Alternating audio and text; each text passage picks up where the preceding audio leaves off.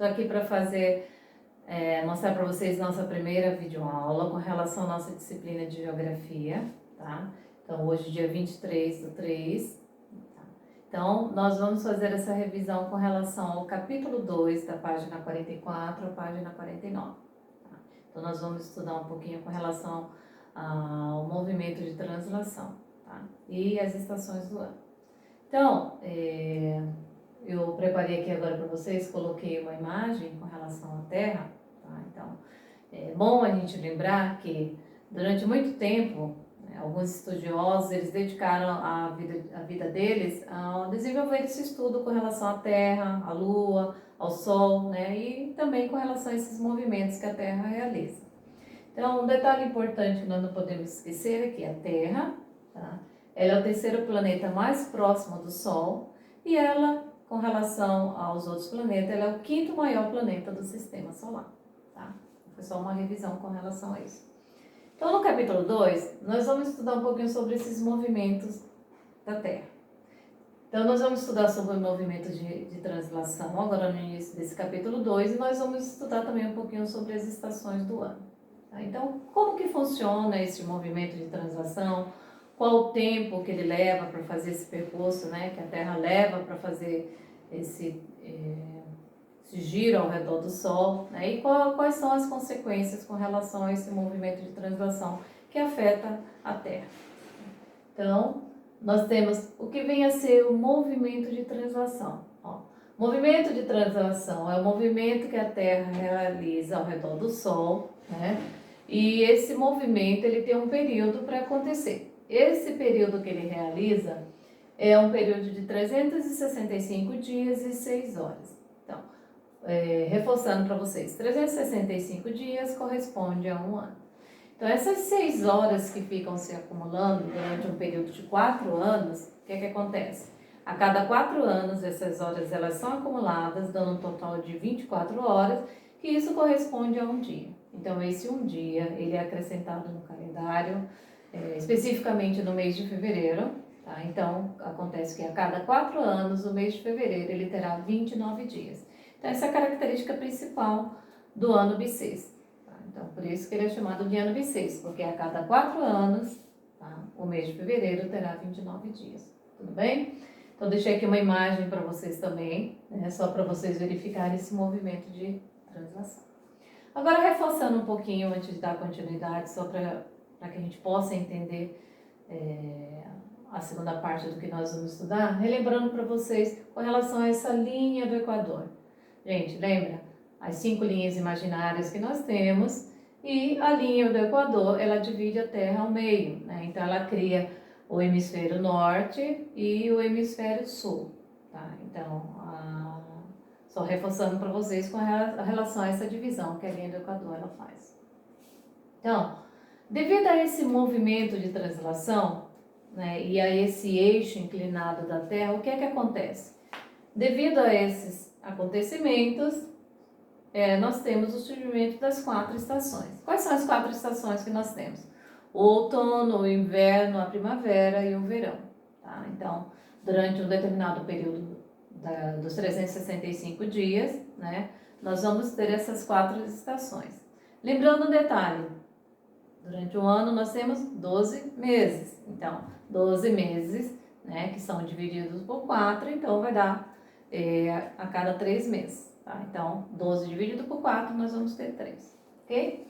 Então, eu coloquei aqui uma tabela para vocês, que vocês também têm no livro, né, apontando o início de cada estação. Quando que elas começam e onde que elas começam. Então, lembrando de um detalhe importante. Quando no hemisfério norte é inverno, que começa no dia 21/12, lá para eles é inverno. No hemisfério sul, onde nós nos localizamos, nós temos o solstício de verão, né? Nós temos o começo do nosso verão.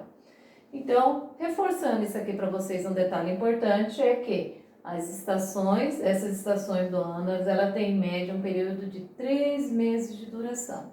Então, de uma estação para outra vai ter um período de 3 meses, ok? Então, continuando, com relação a este movimento, né, que a Terra realiza ao redor do Sol, a Terra ela se posiciona em 4 pontos, né? Então, nós temos quatro pontos aqui que são os dois equinócios e os dois solstícios. Lembrando que solstício de inverno, solstício de verão, o equinócio de primavera e o equinócio de outono. Tá? Então, quando no hemisfério norte, né, se começa o solstício de verão, no hemisfério sul será o solstício de inverno. Quando no hemisfério norte começar o equinócio, né, da primavera, no hemisfério sul será o equinócio de outono. Tá? Então, ele se inverte. Lembrando, gente, né, que você não pode esquecer que esse movimento, né, infelizmente eu não tenho a opção de fazer com uma imagem 3D, mas para vocês poderem entender. Então, quando o hemisfério norte está voltado para o Sol, o hemisfério sul estará do outro lado. Tudo bem? Então, vamos lá. Continuando, o que vem a ser esse solstício, né? Reforçando para vocês o que vem a ser o solstício. Durante o solstício, o Sol permanece ao máximo na linha do Equador. Quando ocorre o solstício, a luz solar reflete com maior intensidade em um dos hemisférios. Em consequência, a luz é menos intensa no outro hemisfério. Esse fenômeno marca precisamente as estações de inverno e de verão. Tá? Então, o solstício é quando essa irradiação, né, do Sol sobre a Terra, ela fica durante um período maior em um determinado hemisfério. Então, lembre-se, a Terra inclinada, né, então, devido ao seu eixo, né, essa irradiação ela é maior. Então, nós temos aqui, através dessa imagem, vocês podem ver, nós temos o hemisfério norte, nós temos o hemisfério sul. Então, vocês conseguem perceber que nessa imagem, o que é que acontece? O Sol, né, ele está perpendicularmente em direção à linha do Equador, mas quando chega essa irradiação ao meio-dia, ela fica mais forte com relação à linha do Trópico de Câncer.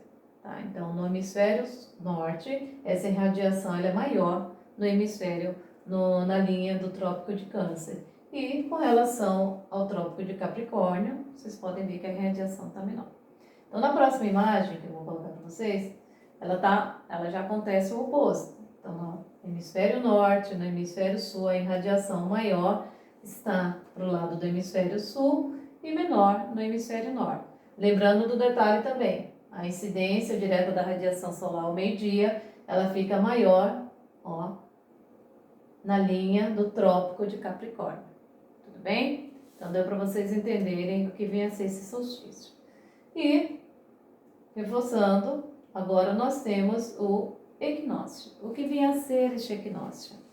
O equinócio ele ocorre na posição intermediária entre o verão e o inverno, aproximadamente nos dias 20 de março e 23 de setembro.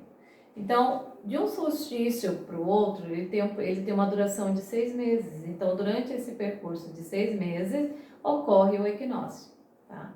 Então, é o momento em que ambos os hemisférios são igualmente iluminados. Então, a Terra ela vai ficar numa posição, né, onde tanto no hemisfério norte como no hemisfério sul, a Terra receberá a mesma irradiação do Sol. Tá? Lembrando de um detalhe, que lá no solstício, né, que nós vimos, quando o hemisfério norte ele está recebendo uma maior irradiação do Sol, né, em alguns lugares eles terão 24 horas, né, de Sol. Né? Lembra que eu comentei com vocês esse detalhe? Então, em alguns lugares lá do hemisfério norte, eles chamam até do Sol da meia-noite, porque eles ficam longos dias, né, meses até, onde todos os dias eles têm radiação solar. Né? Então, praticamente não existe a escuridão durante esse período. Tudo bem? Então, ó, gente, um detalhe, reforçando com relação ao equinócio. Quando no hemisfério norte ocorre o equinócio de primavera, no hemisfério sul estará acontecendo o equinócio de outono. E assim vice-versa. Mas as datas serão as mesmas. Tudo bem? Então, gente, eu fiz uma pequena revisão com relação a esse nosso assunto, tá? Introdução do capítulo 2, para que a gente possa dar continuidade com relação ao nosso conteúdo. Então, deixando aqui um avisozinho para vocês, um lembrete. enviar a foto das atividades, tá? Então vocês vão tirar a foto, quando vocês realizarem a atividade, a tarefa, vocês vão tirar a foto e vocês vão me enviar pelo ClassZap. Eu preciso marcar para poder fazer essa pontuação de vocês. E as dúvidas que vocês tiverem, também as perguntas que vocês tiverem com relação a esse nosso conteúdo de hoje, vocês podem também estar fazendo a pergunta de vocês que eu estarei respondendo pelo ClassZap, tá? Então, gente, eu vou deixar aqui, ó, tarefa da página 55 e vocês irão realizar as atividades 3, 4 e 5, tudo bem?